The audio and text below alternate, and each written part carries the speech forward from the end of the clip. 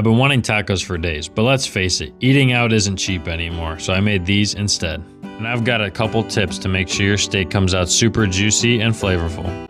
Now we're using stir-fry steak today, but you could make this work with any steak. We're gonna go ahead and cut this up into 1-inch thick pieces, and this is gonna help absorb that marinade, as well as make sure we get a perfect bite every single time. When you're done cutting up that steak, just go ahead, place it in a stainless steel bowl while we build this marinade. We're gonna use 3 garlic cloves, 2 teaspoons of chili powder, 1 teaspoon of ground cumin, as well as 1 teaspoon of oregano. I'm also gonna go in with 2 tablespoons of soy sauce, 2 tablespoons of lime juice, and 2 tablespoons of oil. Now it's time to get your hands dirty. Just mix it up, make sure it's nice and combined. And we're gonna go ahead and place some saran wrap over top.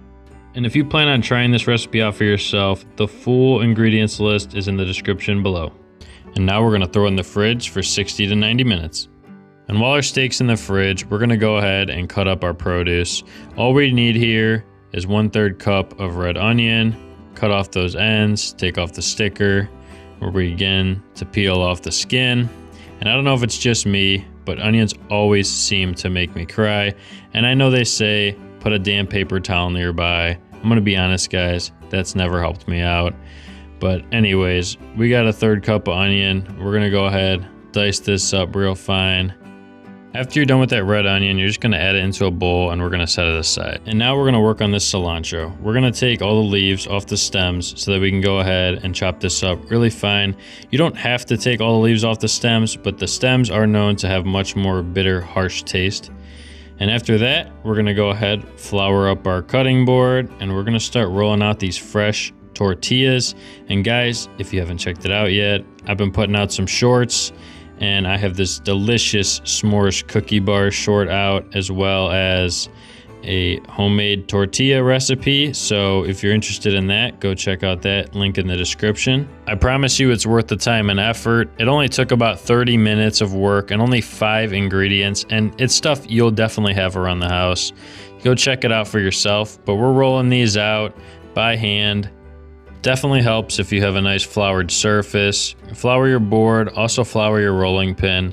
As you can see here, I'm still having trouble even though I floured my non-stick rolling pin. Just make sure you roll them out nice and thin, because if you don't, you're gonna be getting comments on how they look like flatbread. Now, we're gonna go ahead and put our steak on our cutting board, and this is the process where we're gonna go ahead and take our paper towel and we're gonna get a lot of that moisture out of there. You don't wanna pat down too hard. You don't wanna take every last bit of flavor out of there, but we definitely want to take out some of that juice so we can get a real nice sear on this. And as you can see from the video, honestly, it ended up not getting that great of a sear anyways. That doesn't mean you guys can't get a great sear. So make sure you get a lot of that moisture out of there so that when you put your olive oil down, get that on medium-high heat, it will cook really well and get a nice color on it. This steak is gonna cook extremely fast because it is really thin. And the only additional seasonings we're gonna add is that salt and pepper. And we're gonna just make sure that it gets mixed up. And since we cut that steak into such tiny pieces, it's gonna cook up really quickly.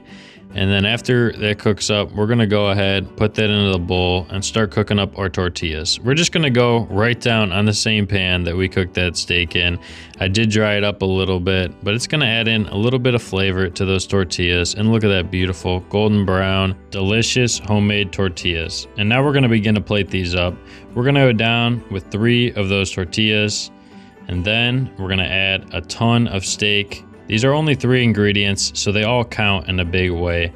After the steak, we're gonna go down with some of that red onion, as well as our nice cilantro to top these bad boys off. You guys could certainly add your own twist on these, add some sour cream, add some cheese, but let me know in the comments, guys, would you try these out? Don't forget, like, subscribe, check out some other videos, and I'll see you guys in the next one.